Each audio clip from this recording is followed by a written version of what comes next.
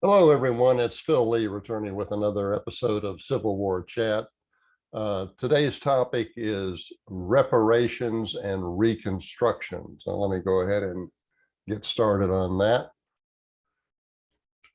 Today is March 30th, 2022. It is a Wednesday. Today, California's first in the nation Racial Reparations Taskforce is considering a key vote.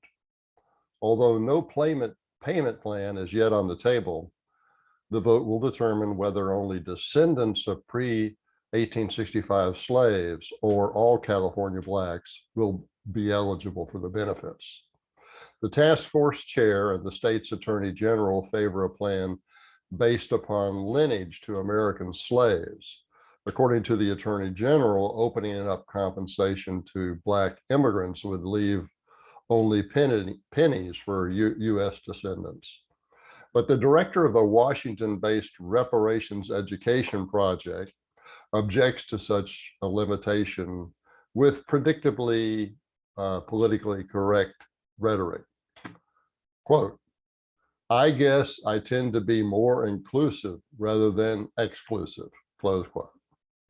Although task force member and assemblyman Reginald Jones-Sawyer opines that slave descendants should be a priority, he argues that the task force also needs to stop ongoing racism and prevent future racism.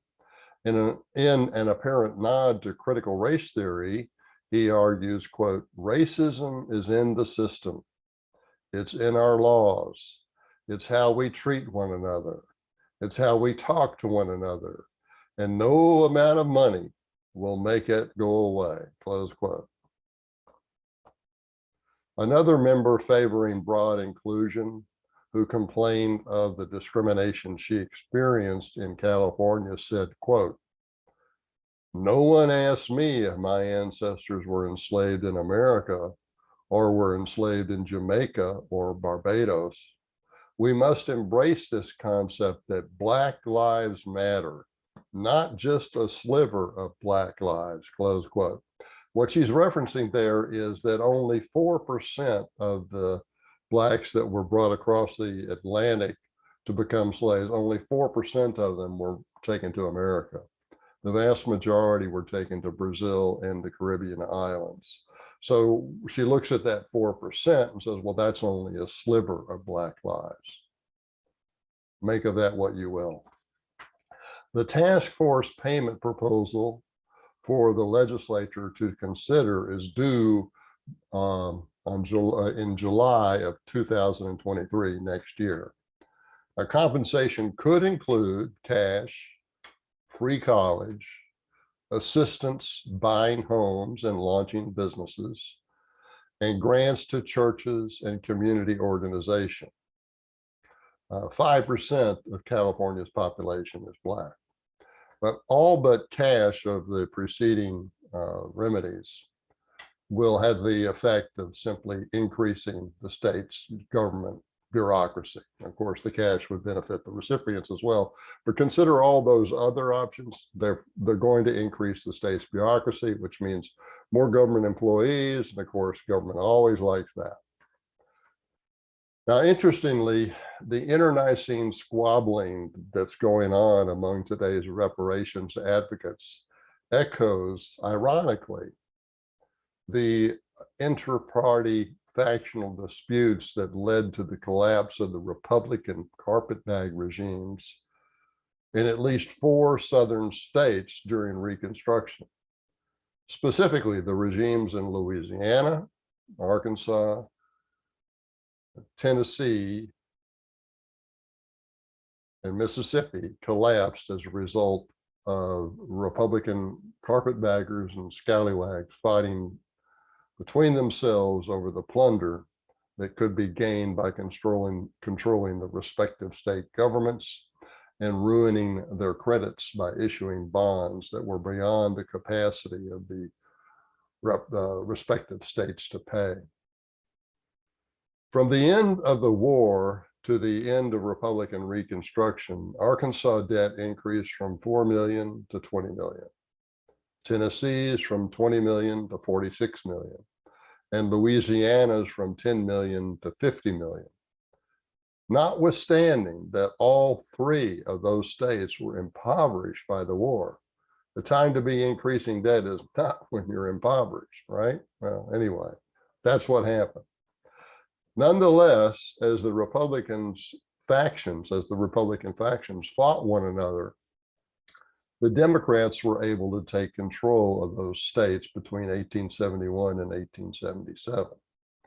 Now, although Mississippi's Constitution did not permit such borrowings, Carpetbag Governor Adelbert Ames, who was the son-in-law of Union General Butler, and also Butler was the major shareholder of the largest cotton mill in the state of Massachusetts. Nonetheless, although Mississippi's Constitution did not permit such borrowings, Carpetbag Governor Ames spent little time in the state. He was really basically an absent governor. And he resigned in 1876 rather than face impeachment for misrule. Although there is no denying that Blacks experienced at least lingering forms of legal discrimination as late as the 1960s, reparations are a bad idea for three reasons. First, America has already attempted them in the form of race preferences for college admission, employment hiring, and government contracting, as well as targeted economic aid for the poor that disproportionately benefit Blacks. Despite over $22 trillion in more than 80 means-tested welfare programs since the start of the war on poverty in 1964, Blacks still cluster toward the bottom of income, wealth, and student academic performance. Such policies have basically held many Blacks in a state of dependency toward the ruling elites, mostly those in the Democrat Party. At best, it is a cruel example of unintended consequences that exhibit, at best, it is a cruel example of unintended consequences that inhibit the development of personal responsibility, ultimately necessary for personal achievement.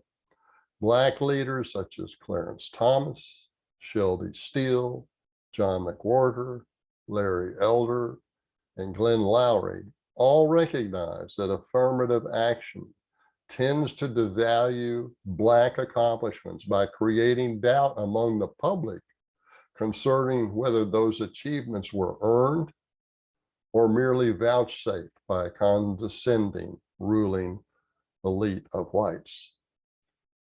A second reason that racial reparations are a bad idea is because nobody alive today had anything to do with slavery, which ended 160 years ago. Additionally, more than 600,000 white Americans were killed in the Civil War, which brought an end to slavery. The Southern poverty caused by that war and the Republican Party policies following it was not limited to Blacks. Consider, for example, the argument that the antebellum South was the world's low-cost producer of cotton because the region exploited slave labor. But the South remained the low-cost producer for 65 years thereafter because the victors of the Civil War impoverished nearly everyone in the South, not just the Blacks. As late as 1940, half of the sharecroppers were white, living under economic conditions nearly identical to Blacks. They certainly had a social advantage because of the racial, something like apartheid, but they had almost no economic advantage. At the end of the Civil War, Southern per capita income was half of the national average. and remained there until at least 1900. Even as late as 1930, it was only 55% of the national average. Third, ignored among current reparations discussion is the fact that the South has already paid them, if not for slavery, then for losing the Civil War. For at least 25 years after the war, over half of the federal budget was devoted to three items: interest on the federal debt, budget surpluses applied to debt retirements, and Union veterans pensions. None of those three benefited former Confederates at all, even though they had to pay their share of taxes to fund them. If the Confederacy had been an independent defeated foe, such payments would have undeniably constituted reparations. The last Union veterans pension was paid to one soldier's descendant in May of 2020. Yearly disbursements for such pensions increased annually from 1865 to 1921, a total of 56 years. Now that's annual disbursements, not cumulative. Annual payments increased for 56 years after the war.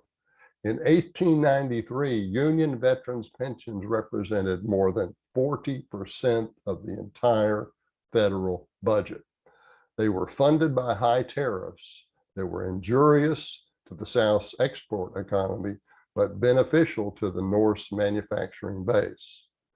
On the eve of the Civil War, dutiable items were tariffs on dutiable items were 19%, but they averaged 45% for the next 50 years. Okay, again, considering things like reparations, my newest book, The Dreadful Frauds, Critical Race Theory and Identity Politics. I urge you to get it. If you like it, please give us a 5-star rating over at Amazon or Barnes & Noble. It really helps us out. You have been doing that, and keep it up. It helps us out. If you want an autographed copy, you can get one from me for $20. Just email me, Phil, PHIL_Leigh, LEIGH, at me.com. That's me.com. Okay, that's our show for today. Thanks for watching. I look forward to seeing you next time.